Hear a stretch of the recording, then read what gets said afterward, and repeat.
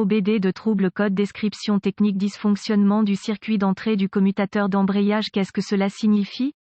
Ce code de diagnostic DTC est un code de groupe motopropulseur générique, ce qui signifie qu'il s'applique à tous les véhicules plus récents de 1996, Ford, Honda, Mazda, Mercedes, VW, etc. Bien que générique, les étapes de réparation spécifiques peuvent varier selon la marque, le modèle. Si un code P0704 a été enregistré dans votre véhicule OBDII, cela signifie simplement que le module de commande du groupe motopropulseur PCM a détecté un dysfonctionnement dans le circuit d'entrée du contacteur d'embrayage. Ce code s'applique exclusivement aux véhicules équipés de transmission manuelle. Certaines fonctions de transmission manuelle sont contrôlées électroniquement par le PCM. La position du levier de vitesse et la position de la pédale d'embrayage font partie de ces fonctions. Dans certains modèles, la vitesse d'entrée et de sortie de la turbine est également surveillée pour déterminer le degré de glissement de l'embrayage. L'embrayage est un accouplement mécanique qui relie le moteur à la transmission. Dans la plupart des cas, il est actionné à l'aide d'une tige avec une pédale au bout qui pousse le piston d'un maître-cylindre d'embrayage hydraulique monté sur pare-feu. Lorsque le maître-cylindre d'embrayage est enfoncé, le fluide hydraulique est poussé dans le cylindre esclave monté sur la transmission. Le cylindre récepteur actionne le plateau de pression d'embrayage, permettant au moteur d'être engagé et désengagé de la transmission si nécessaire. Certains modèles utilisent un embrayage à câble, mais ce type de système devient moins courant. Enfoncer la pédale avec le pied gauche désengage la transmission du moteur. Le relâchement de la pédale permet à l'embrayage d'engager le volant moteur, propulsant le véhicule dans la direction souhaitée. La fonction principale du commutateur d'embrayage est d'agir comme un dispositif de sécurité afin que le moteur ne démarre pas avec la transmission engagée involontairement. L'interrupteur d'embrayage est conçu principalement pour interrompre le signal du démarreur à partir du contacteur d'allumage, afin que le démarreur ne soit activé que si la pédale d'embrayage est enfoncée. Le PCM et d'autres contrôleurs utilisent également l'entrée de l'interrupteur d'embrayage pour divers calculs de contrôle du moteur, des fonctions de freinage automatisé, ainsi que la mise en œuvre du maintien en côte et de l'arrêt démarrage. Le code P0704 se rapporte au circuit d'entrée du contacteur d'embrayage. Consultez le manuel d'entretien de votre véhicule ou toutes les données, bricolage pour l'emplacement des composants et d'autres informations spécifiques sur ce circuit particulier en ce qui concerne votre véhicule. Symptômes et gravité. Diverses fonctions de conduite, de sécurité et d'antipatinage peuvent être interrompues lorsqu'un code P0704 est enregistré. Ce code devrait être traité comme urgent à cause de cela. Les symptômes d'un code P0704 peuvent inclure démarrage intermittent ou en panne du moteur, rendement énergétique réduit, le régime excessif du moteur au ralenti, le système de contrôle de traction peut être désactivé sur certains modèles.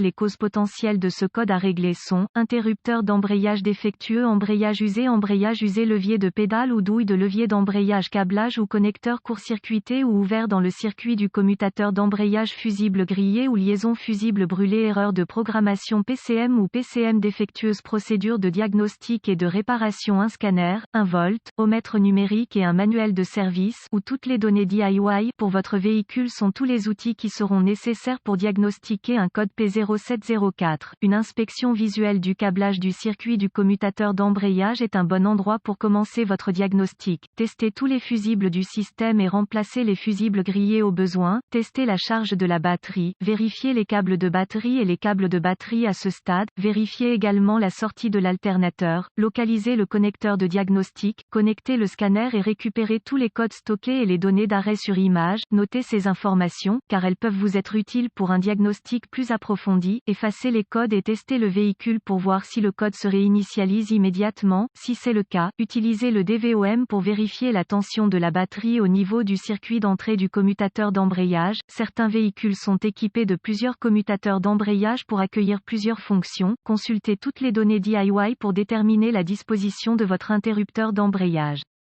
Si le circuit d'entrée a une tension de batterie, appuyez sur la pédale d'embrayage et vérifiez la tension de la batterie sur le circuit de sortie. S'il n'y a pas de tension sur le circuit de sortie, suspectez un interrupteur d'embrayage défectueux ou mal réglé. Assurez-vous que le levier de pivotement de l'embrayage et le bras de la pédale sont également solides du point de vue mécanique. Vérifiez le jeu dans la bague de pédale d'embrayage. S'il y a de la tension des deux côtés du contacteur d'embrayage lorsque la pédale est enfoncée, vérifiez le circuit d'entrée du contacteur d'embrayage d'embrayage sur le PCM, il peut s'agir d'un signal de tension de batterie ou d'un signal de tension de référence. Consultez les spécifications du fabricant de votre véhicule. S'il y a un signal d'entrée au PCM, suspectez un PCM défectueux ou une erreur de programmation du PCM. S'il n'y a pas de signal d'entrée de commutateur d'embrayage au connecteur PCM, déconnectez tous les contrôleurs associés et utilisez le DVOM pour tester la résistance de tous les circuits du système. Réparez ou remplacez les circuits en court-circuit ou ouverts entre le contacteur d'embrayage et le PCM, si nécessaire. Note de diagnostic supplémentaire. Vérifiez les fusibles du système avec la pédale d'embrayage enfoncée. Les fusibles qui peuvent sembler normaux au premier test peuvent échouer lorsque le circuit est placé sous une charge. Souvent, un bras de pivot d'embrayage usé ou une bague de pédale d'embrayage peut être diagnostiqué à tort comme un interrupteur d'embrayage défectueux.